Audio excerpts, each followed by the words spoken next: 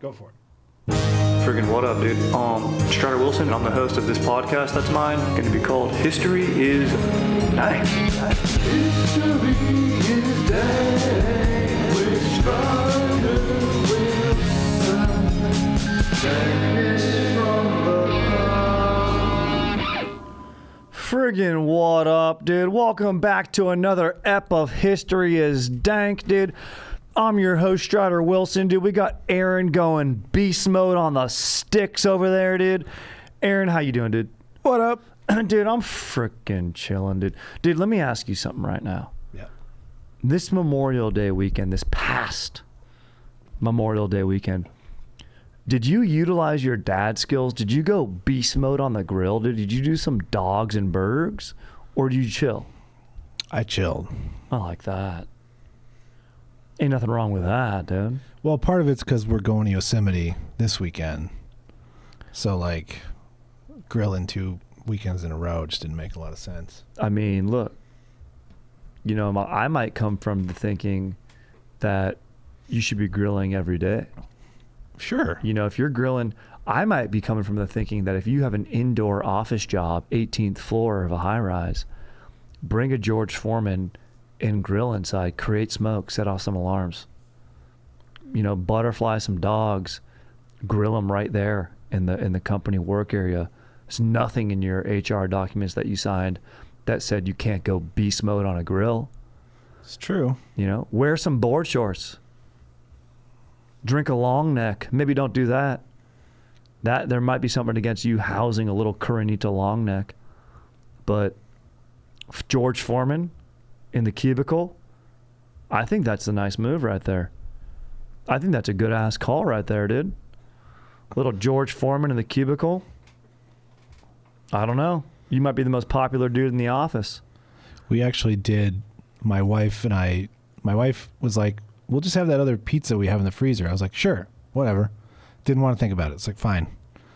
It's a Detroit style from Costco. Ooh. From, I think, Detroit Pizza Company. Yeah, I Prince think. Street style, yeah. So it comes in a tray, in its own tray that you just pop in the oven. Square looking tray. Yeah. Yeah. She took it out of that tray and put it on top of another thing. Huge mistake. So it never rose. I mean, It was like a thin crust of I mean, look, love can overpower anything. yeah. That's a time in your life where you go, I love her. Yep. You don't take it out of the tray, No. you know? You keep it in the tray. But it's Detroit style. It's a little different. This ain't your regular DiGiorno's. No. Or if you're living in my house, this ain't your regular cauliflower crust. Yeah. In fact, after we record this podcast, I'm going to go pick up a cauliflower crust pizza. Wow. Bring it home. Plus a tall boy for myself. You better believe I'm going to have a tall boy and then fucking game, dude. Yeah. You You're know? gonna need it. Look, dude, it's balance, bro. I fuck up, you know, all the time. Taking stuff out of the crust. I can't send an email. I tried to book us a hotel one time. This was for our wedding. I booked us a hotel. I was delegated this from my dank-ass fiance. She was doing everything, being an absolute beast, dude. Getting in the trenches, talking to people who make cakes, fucking set up flowers and shit, you know, take photos and all that type of shit, dude. Yeah. Pick little forks that go with, you know, cute little plates. Oh, you want dessert? You're going to put it on a plate? You're going to have a fork? Huh, fucker? Wedding industry, by the way, could go off for hours. It's out of control. It's out of control. It's out of control. They want to rob you blind. Yeah. They wanna peg you. Okay? And if you're into getting pegged, cool, have fun. But I'll tell you don't want to get pegged by this industry. I don't want to get pegged by this industry because they probably got spikes on the tip of their peg. Yeah, it's too big. They probably peg you with a pineapple. Okay? And make you pay for it. Yeah. Oh, yeah. Yeah. And they will. They'll charge you. They'll charge you double for that pineapple. It's organic. Yeah. At least double. Kidding me? Charge you double for putting it in your too. They hear wedding and they go, oh, we're getting out the big guy. Mm-hmm. Wedding rhymes with cha-ching. Yeah. Anyway, Fucking, wait, what the hell was I going to say, Aaron? You had to book a hotel. Oh, that was my one job. And I got too fired up to do that job. I was so fucking amped. I was like, yes, ma'am. I'll execute this job. Booked the hotel. Then got scammed by some third-party thing that said you didn't finish your booking reservation. I booked the same room 3 times. Oh, God. And then one of them had this cancellation policy where it was like, oh, if you cancel, you still pay an insane amount of money. Like basically three-fourths of the bill. Mm-hmm. And, you know, we booked a nice hotel for our wedding and basically lost $500. Ugh. I was like, dude, we're trying to keep costs low. And they're like, yep, that's our scam. It's how we get people. And they got me, dude. Sucked, dude. Sucked. I hate those. You're supposed to trust this business with your money. Yeah. Like Grubhub. You tip the driver as you're paying. Then they send you an email after it's delivered and said, did you like it? We want to tip your driver. If you're not paying attention, you'll tip that dude twice. Really? Yeah. I've never done it, but I'm on to you. I'm on to you, Grubhub. Yeah, I see you, Grubhub. And look, I like that that's a way that we're setting our drivers up for success. I would rather pay the dude doing the work. Yeah. But if Grubhub is going to do that, then you better lower your fees, Grubhub, and let me take care of the dude. Exactly. Yeah, it's just whack. A lot of whack-ass shit going down. Yeah. You know, we were talking before the podcast. This was very interesting to me before we get into our subject matter today. Just indicators of someone you're dating. I'll tell you this. It's confessional right now. Haven't said this before. Before I met my dank fiance, a year before I met my dank fiance, college, San Diego, what up? Pacific Beach, what up, dude? Just going out every night, dude, in a taxi. This is before Uber. Going to the bars, throwing some axes. PB was this was before vaping era. It was tattoo shops, bar, tattoo shop, place where you could throw an axe. Surf place. Surf place, yep. Local surf shop. Yeah. You know, hot dog place, pita bar. Yeah. And then more bars. And I met a nice lady and went back to her place. And she had a parrot. Oh, boy. And so I thought to myself, I don't know if this is going to be long term. And a nice lady. And it wasn't long term, and for other reasons. You know, she was moving, whatever, blah, blah, blah. Different stages of her life. We're both young.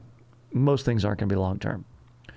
But Aaron and I got talking, and we're like, what pet is an indicator of this ain't going to be long term? And I would say any reptile. I'll give you a bird. At this point, I've grown. If I meet a lady, we're hitting it off, we're having a good time, whatever. We've gone out, we've had, a few tapas-style dinners. We've seen a flick together. We've gone mini-putt golfing. And push comes to shove, we cruise back to her place. Maybe the 5th date, whatever it is, 3rd date, whatever, I'm not going to judge. And she has a parrot. I'll be okay with that. You still got to have a few dates under your belt, but yeah. You got to have some dates under your belt. That's not a first date. No. And a first date, it'd be bold, in my opinion, to go back there. But on a first date, you might just be talking. Hey, do you have any pets? What do you like? Do you love animals? The parrot's going to come up. Yeah. In fact, the parrot's guaranteed to come up, because if someone has a parrot, they talk about that parrot. Yeah. Now, if someone has a reptile, they might not talk about it. Yeah. But here's the thing. There's a lid for every pot. People who own reptiles probably date other people who own reptiles. That's true. But then again, they might be the best person to date. Literally like a snake eating its own tail. Aaron, exactly. It's regenerative. You're exactly right. And maybe a person who owns a fish. If someone owns a fish, I'm not worried about fish. Maybe they got a kid. If they got a built-in fish tank, that's like a finance guy, they might be a serial killer. Yeah. But if they got like a 50-gallon tank that like stands on top of a credenza, It's strange. I'd ask some questions. They 50 probably have a kid. 50 gallons is a lot. 50 gallons is a lot, really? Yeah, I think so. Maybe you're right. You're probably right. I had a betta fish with my girlfriend, who then became my wife. I'm picturing like and a that little... was probably 2 gallons. Okay, that's what I mean. 2 gallons. Okay, a 50-gallon tank, that's someone who's... They probably have a guy who comes in, like, cleans the algae off. Yeah. Okay. If you got a 2-gallon... If you got a single-digit gallon they probably have a kid. Or a hamster, All I'm saying is, cat, yes. Dog, yes. Parrot, okay, let's find out more. Reptile, probably no. Yeah. Fish, single-digit gallons, we got to find out more. You got a reptile. If you got a dagger tattooed anywhere on your body. Yeah. I don't trust you. If you've got a dagger tattooed on your body, like on your back, that says like, blood is thicker than water, and like blood dripping from the tat. Yeah.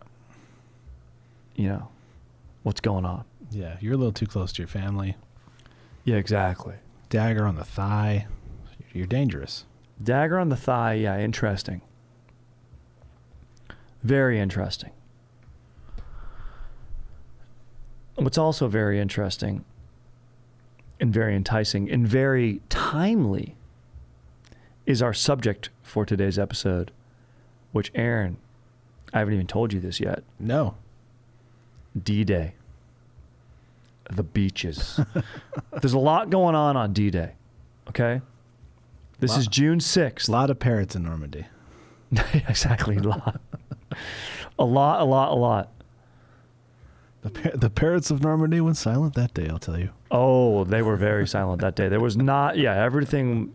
The only things in the sky that day were Allied bombers. Yeah, not a squawk was heard. B-17s cruising overhead, dropping off. Actually, B-17s weren't dropping off paratroopers, but B-17s were dropping off heavy payloads of bombs over the beaches of Normandy. And we are going to get into, and we're going to have an emphasis on the beaches. Maybe later, maybe next year, we will do the aerial attack. We'll of course discuss it today. We'll of course, it's part of the equation here. But we're going to get into these beach assaults, how it breaks down, where the heaviest action was, what's going on the Atlantic Wall, all of it, all encompassing. But before we get into that, real quick, got to give a big shout out to Babbel. Look, if you have an upcoming summer trip abroad, my go-to travel hack, it's Babbel. All right. Whether you're a seasoned traveler or embarking on your first adventure, communication is key to fully experiencing a new culture. Dude, I'm taking my Polish classes. I'm doing it right at home. Like I'm saying, I'm going to go to Europe for my honeymoon. We're planning to go all over. I'm fired up to bust out my Polish, and I'm practicing it with my boy Tomek over at the Bagel Truck. So right now, you got to get in. And you got to get up to 55% off your subscription when you go to babbel.com/dank. That's babbel.com/dank for up to 55% off your subscription. Babbel, language for life. Also, just got to give a nice shout out to Dadgrass, dude. Like I said, it's summer, dude. Whether you're heading out on a road trip or rushing through the airport, skip the stresses of travel and chill out with Dadgrass, okay? All products TSA approved. Right now, Dadgrass is offering our listeners 20% off your first order when you go to dadgrass.com/dank. Go to dadgrass.com/dank for 20% off your first order. That's dadgrass.com/dank. All right, dude. I tried to make a Memorial Day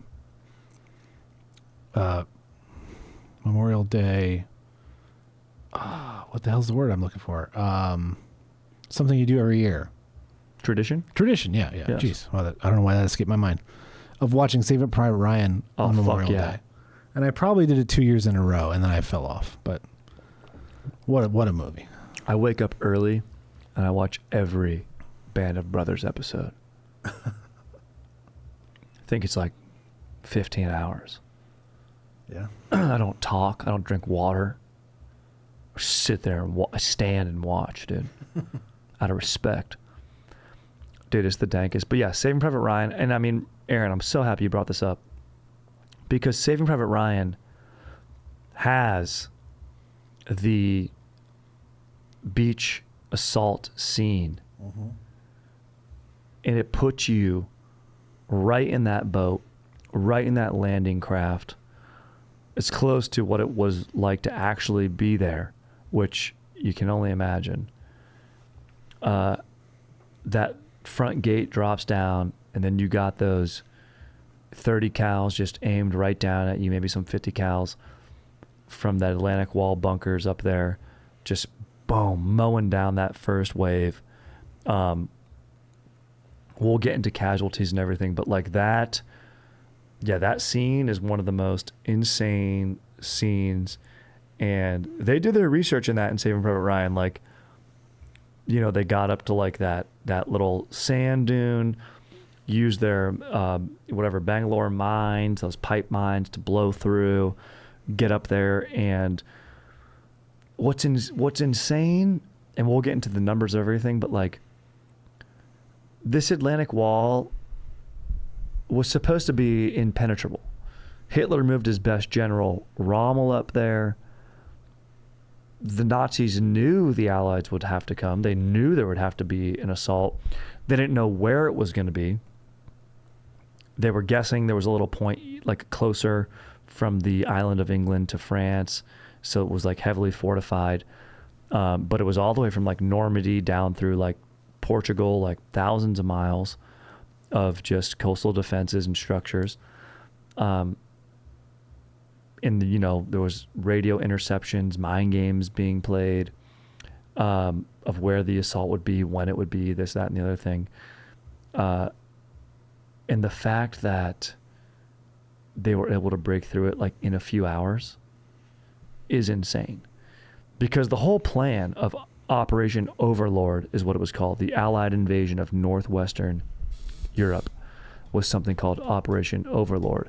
And D-Day was part of Operation Overlord was something called Operation Neptune. That's the attack aspect of northwestern Europe. So we attack, we establish, then we move on, and it's all called Overlord. So Neptune is sort of the spear of that attack, and that begins on June 6, 1944. Today, when you're listening to that, it's let's do the math. 1944, it's 2023. How many years is that, Aaron? That is almost 80, 79. Yeah, 79 years. The 79th anniversary. So you got to say there's a guy who was 18 years old on that beach, 79, 89, plus 8.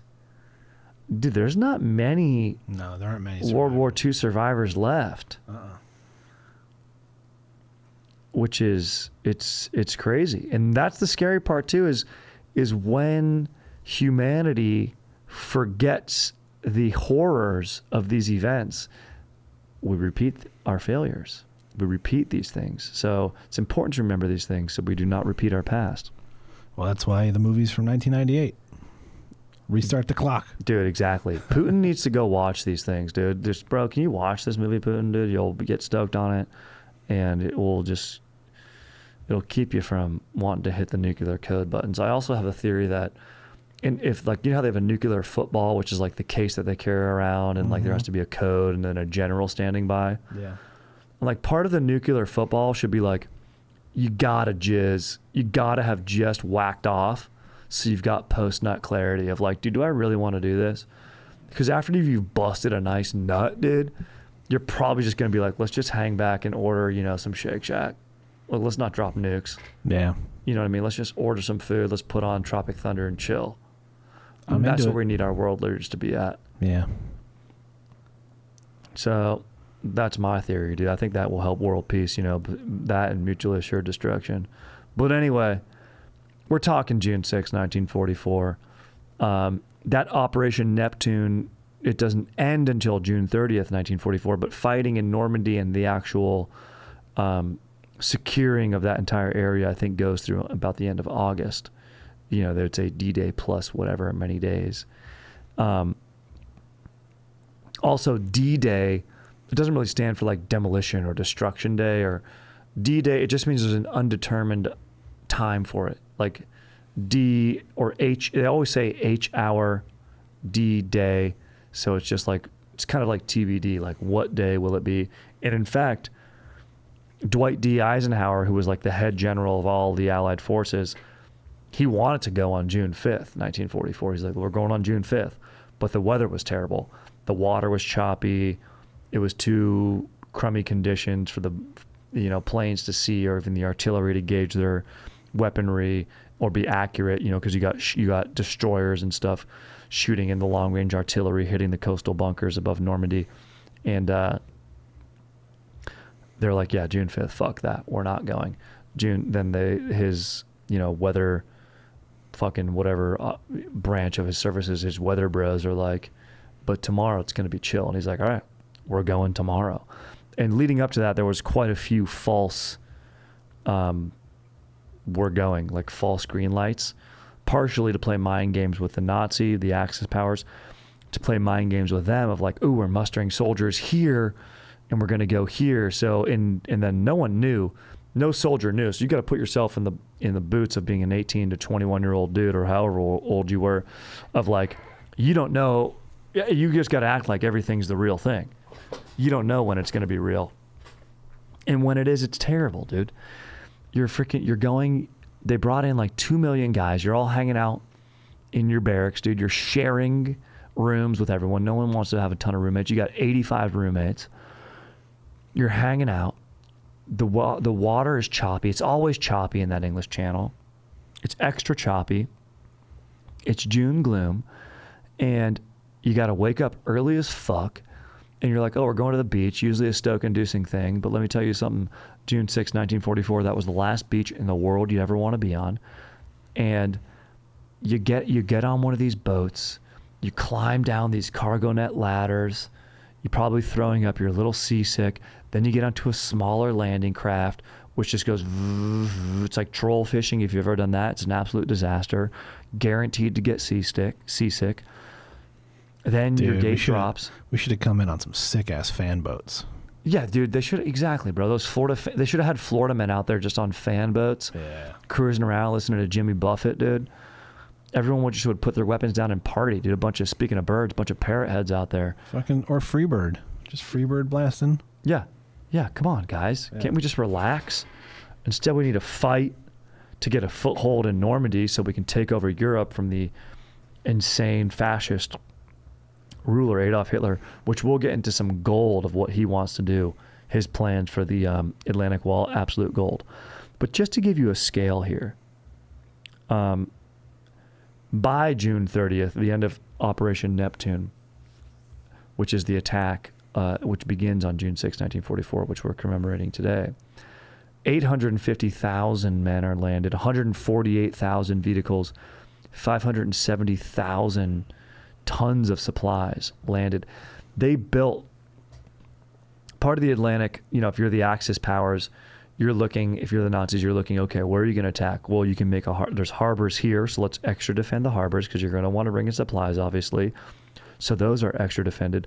But what the Allies were doing is they had engineers building floating harbors and like floating blockades that they would then, once they landed in Normandy, which sort of had kind of a little bit of a bay at this area, Point du Hoc, like an elevated area, created a little bit of an inlet, but you had to block off the other half of just tidal forces coming in. A harbor needs to be, still water. And it needs to be deep enough. So both sides were studying where these landings would be, where the most, highly and best areas to land are, or most strategic areas, I should say. But they didn't realize the Allies were building these like floating harbors, like jetties or whatever, that they were going to bring across the channel once they landed to get all their supplies in. So it sort of it broadened the landing area for the Allies. So, Normandy was definitely on the radar of the Nazis, but it wasn't like, okay, this is for sure where it's going to be. There was like other points a little bit farther north in France where they thought that the Allies would land. Speaking of prior to the attack, they would do Well, originally there was an operation called, I should talk about this, Operation Sledgehammer, which is pretty sick. Overlord, also pretty sick. The Operation Sledgehammer, it was a call for the Allies to invade the ports of northwest France by 1943, but Roosevelt and Churchill, they decided to invade North Africa first. They want to cut off the oil supplies of the Axis powers and then go through Italy, which they did prior, and they were able to take Italy. You've got Patton going up there. You should watch the movie Patton. He and some other generals are like racing through Italy for glory. It's pretty insane. Insane to have ego during these times, but maybe for better or worse, I guess. But 2 months before D-Day, Allied forces conduct this disastrous dress rehearsal. It's called Exercise Tiger, and 749 U.S. soldiers die during this because a fleet of German E-boats, so not a U-boat, but E-boats, they catch wind of this mock invasion and they torpedo these American landing ships, and it's just basically terrible. All goes wrong. There's also, you just have, it's just something, it's just not a good sign. If you're going to go do Operation Overlord, you're like, we couldn't even do this false landing exercise. The Nazis caught wind, sent their boats over and immediately intercepted our Navy. But Overlord was just like, dude, even if they get these signals, it's going to be such a massive fucking force. There's no way they're going to stop how many waves we were bringing. I looked up, I typed like, what was the plan if Overlord failed or Neptune failed? And they were like, there was no failure. It was like not an option. It was like, we will just keep, they had 2 million soldiers ready to just keep sending over and over and over. It's like the zombie invasion film, they can't not get through. That was it. They were like, we will send humans. They will run out of ammo. We will have more. That's it. We will have more resources. They had I think 39 brigades or whatever. They're like, we are sending over 1,000 brigades. And they were spread a little thin because they were messing with Russia too. Yeah. And that was a huge errand. You're exactly right. The fact that it deterred from the construction. There was a private construction company, I'll bring it up later, that built these bunkers, and they did a pretty good job. A lot of them still stand today, and they had to move soldiers and conscripts from the Atlantic Wall to the Eastern Front because Hitler was getting greedy and ambitious, and he wanted to wage war on 2 fronts. Moronic. Every general told him, do not do that. Thank goodness his hubris got in the way. So, but yeah, you're right. Had it been fortified and manned to the gills, could have cost way more lives, way more casualties. Could have failed. What was it? Operation Market Garden did fail. That's what led to Dunkirk. So you have also Operation Bodyguard going on, which I mentioned and that's basically consists of communications and assembly of troops in different areas to fake out the Nazis. So it's just all these movings of soldiers on the British Isle or in the English Channel, musterings and gatherings and communications and false alarms and then also to test the Nazis, see how ready they are. How can they, they have their Panzer divisions staged off in a certain area, so they can get to any point in France relatively quickly for backup when it breaks through. So we'll mention right now that you have a ton of paratroopers being dropped overnight into the Normandy area to weaken artillery positions, battery positions from the Nazis so they can't fire onto the beaches, take out, secure objectives, take out obviously artillery, and then attack the bunkers from the back. And then you have this full-on assault on the beaches going on. So overnight, you have tons of Allied bombers dropping, hundreds of tons of, probably thousands of tons of explosives on these bunkers, where the Allies believe that strategic artillery positions are, weaken the defenses, coastal defenses. Then you drop the paratroopers. Then overnight, early in the morning, you have this entire naval force going on, thousands of ships crossing the English Channel. And the waters are still choppy, by the way, but not as bad on the 5th as they were on the 5th of June, 1944, crossing the English Channel. And then you have your beach assault. And the beaches are broken down into 1, 2, 3, 4, 5 different sectors. And I really should say 6, and I'll tell you about the 6th. You have Utah Beach. So this is the most western beach between Pulpville and La Medellin. It's a 3-mile long stretch of coast. The U.S. 1st Army and 7th Corps assaults this. It's the lightest casualties of all the landings. So 23,000 soldiers land there. Only 197 are killed or wounded. And, obviously all these big beaches are divided into sectors within their own. But let's just stick to the broad ones. You have Terra Green, Uncle Red, Victor, but Utah Beach. Then you got Omaha Beach. Okay.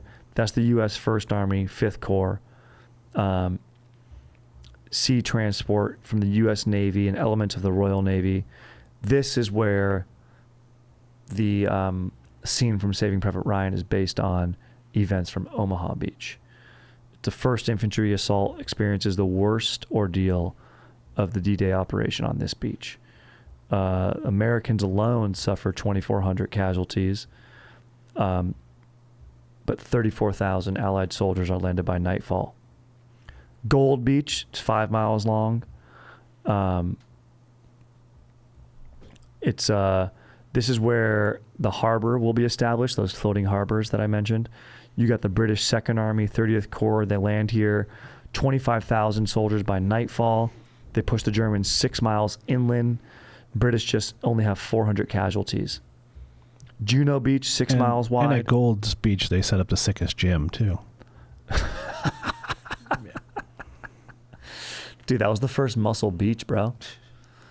You got fucking dudes with Arnold's accent down there, probably some Austrian bros who are pretty chill, being like, we want to work out. That's all we want to do down here. We want to lift. We want to get a fucking pump. We want to be coming. Look, the Allies are coming, but I'm coming from my shorts from doing so much pecs. Fucking just want to do pecs at Gold Beach. I mean, dude, it'd be a beautiful world, bro. Mm-hmm. Just sipping fucking, NO Explode. Just taking pre-workout drinks, just getting fucking jacked up, wanting to yell at someone in traffic because your freaking pre-workout drink's still hitting you after your workout. So sick, dude. Maybe I'm just speaking from personal experience there. Dude, great call there. Got fucking Juno Beach, dude. You got 1,200 soldiers injured. Okay. 21,000 soldiers land here. Canadian division does work here. I should say, as a United States citizen and proud American, we basically take D-Day and we're like, dude, we fucking did this. But it was a joint effort. You had let me see. I don't know if you had Navajo, but you had Comanche code talkers here. So you had literally Native Americans. So the Nazis had no idea how to decipher that language. They're just straight up saying stuff to each other regular in Native Comanche and being like, yeah, they're not going to know where we're going. You got tons of nations, Canada, Italy, you've got Indian soldiers, you've got, it truly is a joint effort, right? It's all Allied forces, so that should be mentioned. Although Americans did beast it as well, dude, what up, dude? But Canada did work too, dude, so that's sick. On Juno Beach, dude. Sword Beach, one of the sickest names. 5 miles. Major route and hub of northern France had to get this area. The British land 29,000 men, only 630 casualties here, so not as bad. So those are the 5, 1, 2, 3, 4, 5 main beaches, but then you have your Phantom Beach. So the Nazis perceived Patton as our best general, and he might have been our best tactician, but he also had problems. He hit one of his soldiers. He had a huge PR mishap. I think it was after, his Italian pursuit, and he, there was someone who had like blindness due to PTSD, or who knows what happened, but a soldier who looked seemingly okay, but he's like, I'm blind. So you couldn't tell if he was like, Patton walks in there and there's guys like missing an arm, and he's like, what's this guy doing here, just sitting here? And the doctor's like, this guy can't see. He's blind. He has like battle fatigue, aka PTSD, or something went off. Like he's literally in shock. And Patton's losing his mind. He's like, look at all these guys, blah, blah, blah, and like hits that guy. And everyone's like, dude, you need to calm the fuck down, bro. Like this guy is experiencing the traumas of combat. Like he did do everything, and this is just how it's affecting him. Everyone's different. And needless to say, he got reprimanded for that and got pulled off the lines.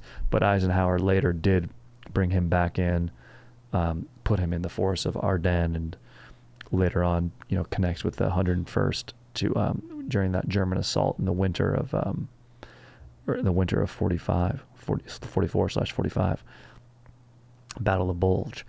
But this is before that incident, and they go, oh, George Patton's the best general.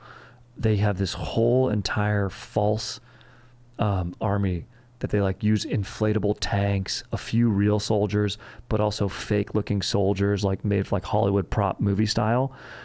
And they say Pas de Calais, that's like the closest French coastline to England. That was like a high point where they're like, okay, this makes sense. Like it's an easy trip. It's super close. They can get their boats easily. The waters or whatever. There's a harbor here. That's where they're going to go. And then they're going to lead with their best guy. So Eisenhower's like, let's give Patton a fake army, a phantom army, muster them at that, whatever the, component harbor would be, 2 Point Pas de Calais on the British Isle, whatever like the closest harbor is there. They're like, we're going to put Patton there. We're going to put his phantom army there. We're going to send radio messages and let the Nazis know that that's where Patton is. So they're going to muster more soldiers there just to kind of throw them off and give German the scent, the idea that that's where we would attack. Instead, the Allies don't go there at all. They attack this 50-mile stretch of Normandy, where the landing zones are that we just mentioned: Utah, Omaha, Gold, Juneau, and Sword. Thousands of landing ships, like I mentioned. In that first wave, 156,000 Allied infantrymen, around 50,000 German soldiers, but they say it's about 10 to 1 when defending. So 50 times 10, what is that? About 5 million is basically what it would be against 156,000 defending there. Incredibly difficult. Facing, just one of the most terrifying and the largest to this date amphibious assault ever known to mankind. Absolutely insane. But you have this Atlantic Wall. And I want to talk a little bit about, we've talked a little bit about the Allies attacking these beaches. Now, what are they going up against? We need to focus on this Atlantic Wall for a little bit. But before we do that, real quick, once again, I gotta talk about Babel, dude. It's summertime, dude. The living's easy. It's time to take a trip abroad. Maybe go, Europe, wherever it is, dude. Babel's got over 14 different languages that you can choose from, dude. All parts of the globe. Super, super legit.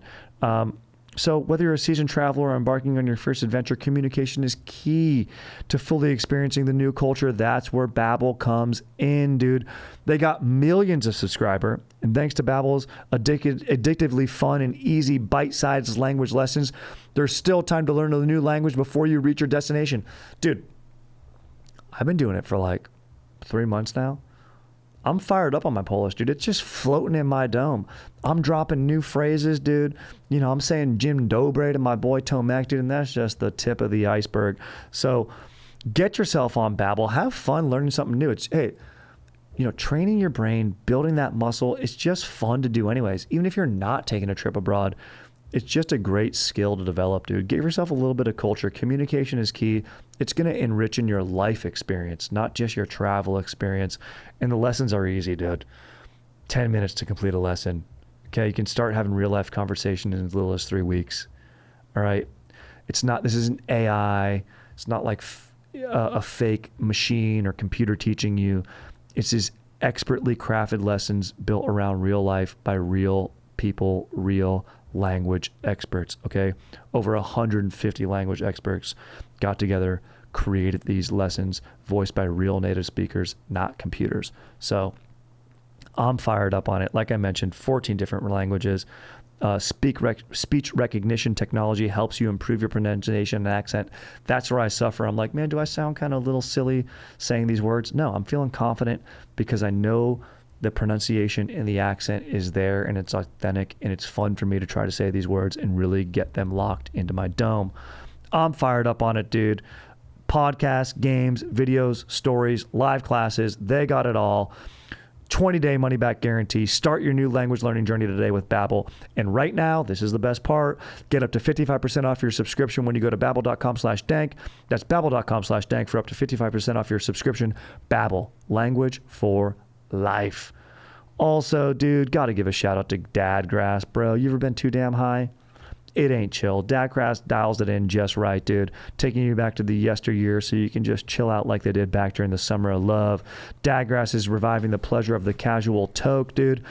All Dadgrass products are federally legal for ages 18 and over and ships right to your door anywhere in the USA, and it's TSA approved, dude. I'm fired up on those pre-rolls. Get them going, dude. But they got different stuff, gummies, dabs, whatever you got to do, you know.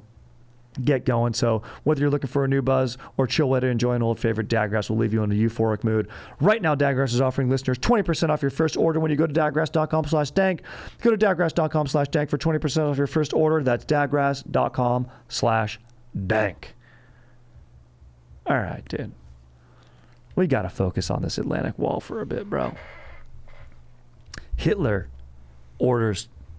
issues the order to build this Atlantic Wall on March 23rd, 1942. Famous Directive 40 is what it's called. Construction of 15,000 separate concrete emplacements to be manned by 300,000 soldiers. German troops, foreign conscripts, a lot of foreign conscripts building this stuff. A bust of a lifestyle. Terrible. Oh, you got caught by us on the Eastern Front? Oh, we don't know who you are? Yeah, we're going to go you're going to go build this wall. Get out of here. We're going to ship you out there. Go to work. By wall, Hitler wanted it to be done in 1 year. Not going to happen. The wall, it's really a 3-tier system of fortifications running almost 2,000 miles from the Franco-Spanish border all the way to the northern tip of Norway, dude. Norway? Okay? Strategic port cities, Schemberg, Brest, Antwerp. These all become big-time fortresses, heavily defended installations. Secondary importance, lesser ports, military installations, radar stations. These are called Stützpunkte, strong points, which would be guarded by batteries and gun positions under independent command. Third level of defenses consisted of Widerstandssten, resistance nests. These less hardened installations featured interconnected bunkers and medium caliber guns. That's kind of like the stuff you see out there on Omaha Beach. Because it's not exactly a port. The Allies brought over false harbors. So to build this Atlantic Wall, you have 1.2 million tons of steel going into this. You know, that's you could build thousands of tanks, 17 million cubic meters of concrete. That's like 1,000 Yankee stadiums, they say.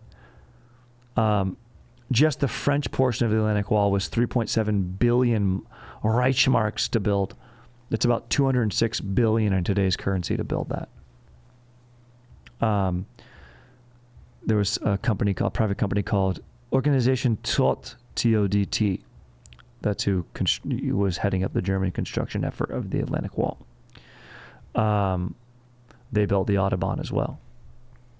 That's the highway system in Germany, which is kind of what our freeway system is based on, that Dwight D. Eisenhower got going after World War II. So you have the best commander.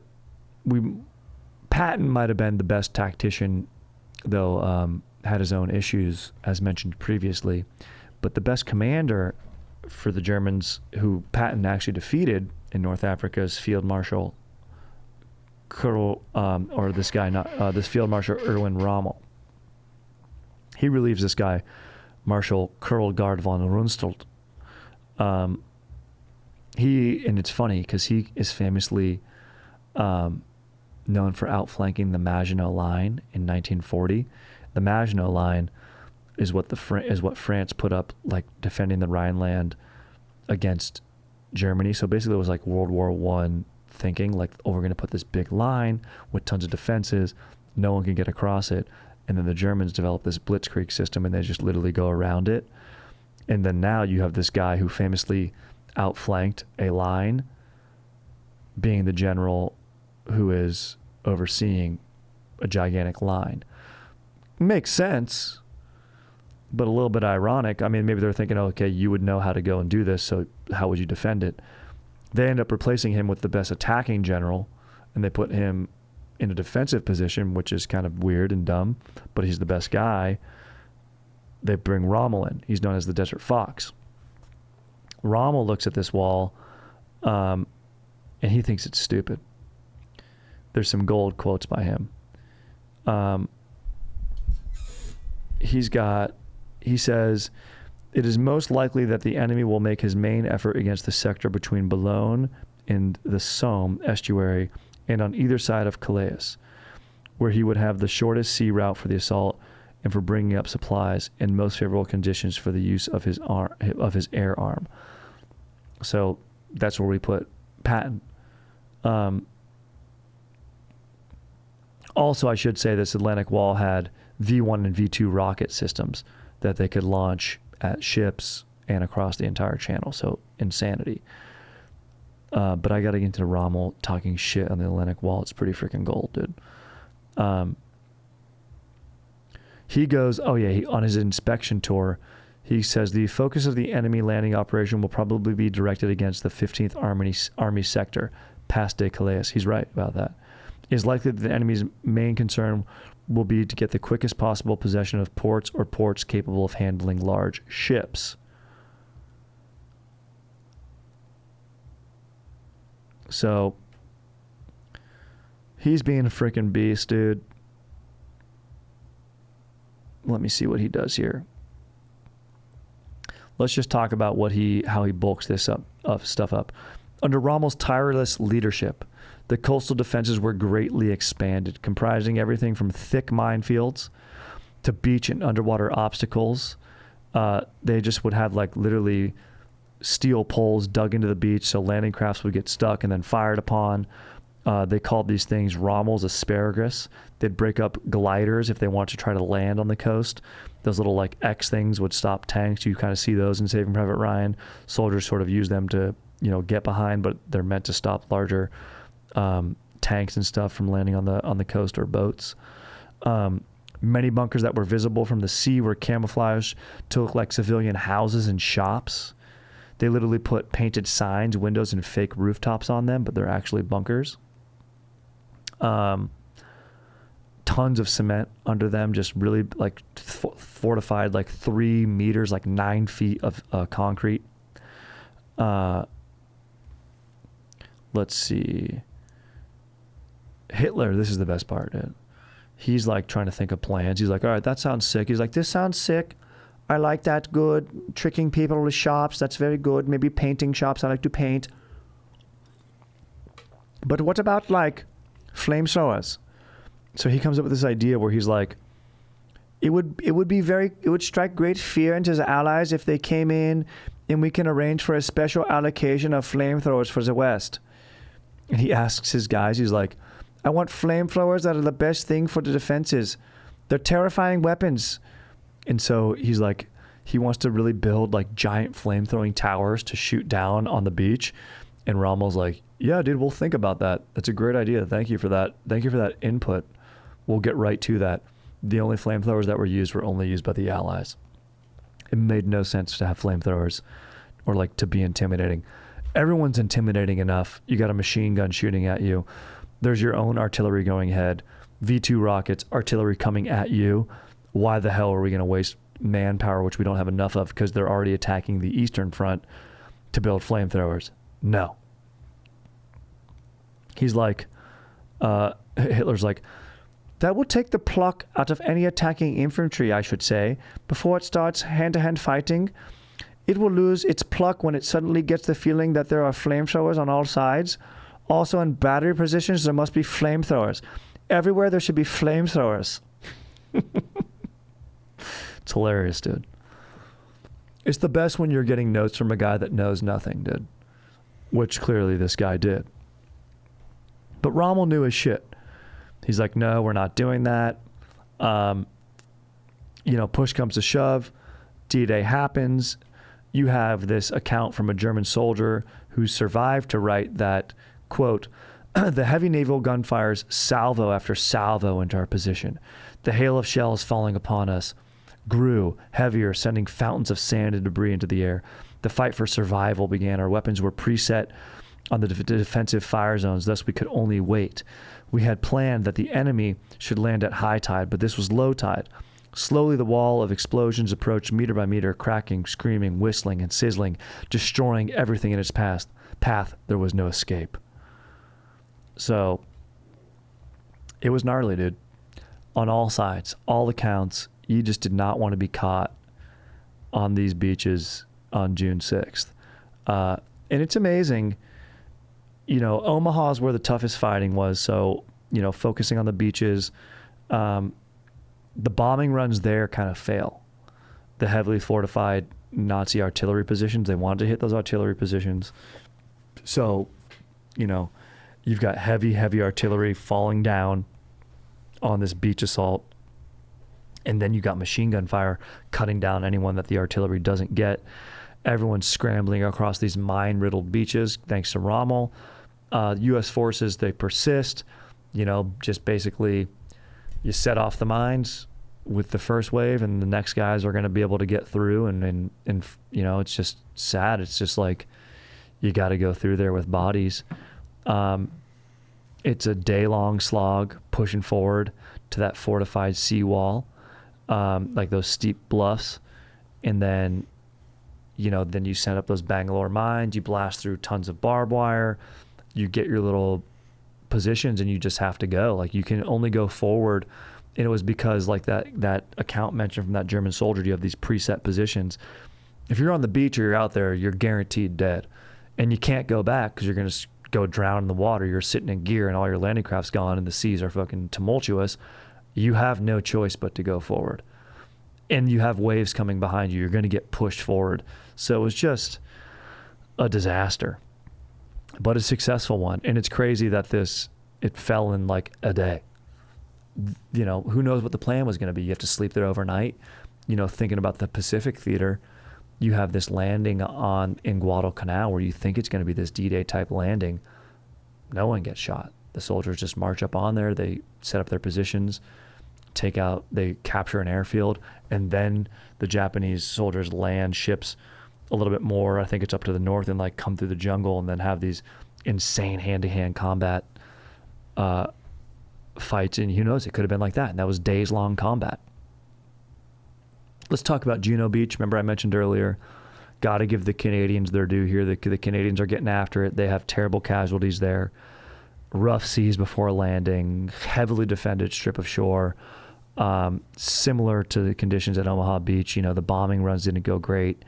Nazi artillery really pounding them down. The initial casualty rate's 50%. That's literally you're standing in one of those landing crafts, one of those boats that where the gates just, you hear gunfire, dink, dink, dink, going off that front gate. And then you hear that guy go, 1 minute, and then that gate drops. Boom. You're just literally telling yourself, hey, I hope it's not going to be me. It's going to be the guy next to me. That's literally what everyone's saying. And then your captain's just yelling at you to go forward. And you have to. It's just insanity. And so the Canadians take heavy casualties, but they capture more towns and territory than any battalion in Operation Overlord. So straight up respect right there, dude. You know what I'm saying, dude? Straight up respect. Nice. 5 days. June 11th is really when they capture all these German defensive gun battery positions, which was their goal. And Canadians know about goals. Goal! Hockey. With that. Yeah, they lit the siren. Yeah, Canadians know all about goals, dude. Fucking, I wonder how many Canadians cross-checked fucking Nazis with their rifles, dude. An interesting sector of Normandy as we come to an end here is Pointe du Hoc, which I've actually been to. I went to Pointe du Hoc. It has instilled German batteries there. They're still standing because it was not, the bombing raids missed them, and then it was not necessitated to explode those bunkers because the guns there from reconnaissance missions were actually moved overnight to like this flower field about a mile away. But it's one of the more unusual landing methods where it's basically a sheer cliff, a couple 100 feet, and the soldiers needed to use, it's kind of like if you've ever seen the movie Hacksaw Ridge, when those soldiers are going up those cargo nets, the soldiers are using borrowed ladders and those type of nets from the fire brigade, from a London fire brigade, to scale those cliffs, and they're using like Army Rangers, so it's kind of like special forces, and they're scaling up the cliffs, getting up there, and then fighting immediately when they get up there. They're going up against this is 2nd Ranger Battalion, going up a 100-foot tall cliff. I said a couple hundred, but 100 feet tall. That's still huge. Yeah, still massive. Bad weather conditions, like I mentioned, under fire, and they said it can't be done. One of the commanding officers says 3 old women with brooms could stop the Rangers scaling that cliff. And then this guy Rudder, I think this Captain Rudder goes, my Rangers will get us up there. And he does it. He gets them up there, but it's sort of to no avail. He gets up there, the guns have been moved, but then they go find the guns. He sends a patrol, they find them in like an orchard a mile away, and they destroy them with thermite grenades. Fucking sick, dude. Yeah. It's fucking rad to use thermite grenades, bro. So it's pretty fucking sick that the Allies were able to do that in a day. 5 days to secure all objectives, but the fact that the beach was breached on that first day, but it was truly, I think top command, top brass, as they say, was like, we can expect 50% casualties, and in some areas it was that in those first waves. So absolutely insane. Yeah. 25 out of 38 German divisions destroyed. Germans suffer in this battle of Normandy that goes through August, 290,000 casualties, 23,000 dead, 67 wounded, 200,000 missing, captured. Allied losses at Normandy, at least 4,000. This battle of Normandy that drags on until August topped about 226,000. But those first days, about 4,000. And I think almost about 9,000 to 10,000 in those first 5 days. But just a massive influx of troops, equipment. And it's insane. D-Day, less than a year later, May 7th, 1945, that's when Germany signs their unconditional surrender. So from there, they just go on and fucking just kick ass. It's just like, it was just an onslaught. You had the war machine, just more power supplies, more engineering, more men at that point. The fact that the United States entered the war just insane. Yeah. So it's just one of those things that you look back and you go, man, could you imagine just having to be there and do that? I can't even imagine like showing up there like the day later. Oh. And just bodies all over the place. Just like, oh shit. We gotta Dude, clean this up. everywhere. Literally everywhere. That site must have been absolutely insane. Yeah. Absolutely insane. And then you got to come back and sell insurance. Absolute beast. Although, you know, the GI Bill, all that type of stuff, it helps out. But, I mean, it's crazy, dude. So, wanted to do that June 6th. I mean, an episode release date fell on June 6th. You know, you got to watch Saving Private Ryan if you haven't seen it. It's a tough watch, but it's a, you know, beautiful movie. Earn it. You know, earn the sacrifice. That's the thesis. And great performances all around. Incredible D-Day landing scene, Omaha Beach. Now you know a little more about it. You know, this was obviously a very broad stroke of the events, but it gives you sort of an idea of the scale and everything that went into this. Just an insane operation. And they were going to do a landing in the Pacific Theater as well with like 1 million. There was 2 million soldiers staged on D-Day. I think they were going to have 1 million. But then they dropped the atomic bomb, which is a controversial thing to have done. Yeah.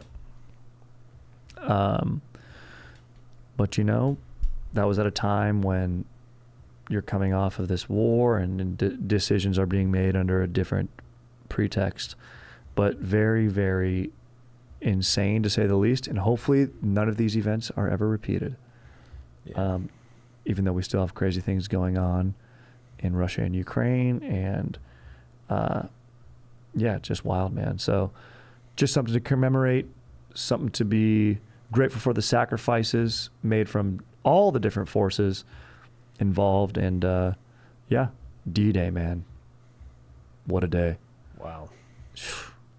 Other than that, dude, you know, now we get to go to the beaches and be stoked and, you know, crack open some freaking Corona long necks and post up, have a little bonfire, wear a poncho, dude, roast a freaking marshmallow, maybe smooch a freaking future GF. Yeah. Dude, how sick is it when you're like, dude, when you were early dating on your dank wife, Aaron, you're like, this is going to be my girlfriend. What a great feeling, dude. The best. You know, it's the best feeling. So it's great that we are still able to have such feelings and, you know, you got to keep that alive in the relationship too, dude. Sometimes I fake break up with my fiance, say, it's over. Storm out, stay at a Ramada Inn, come back. I want you to just be my fiance again. Kidding. Don't do that. Unhealthy. Yeah. Very unhealthy. But freaking stay stoked. Another fire ep. Aaron, you're an absolute beast. Questions, comments, suggestions, email, DM, whatever. Check out the Patreon. Freaking stay stoked, my dudes. Let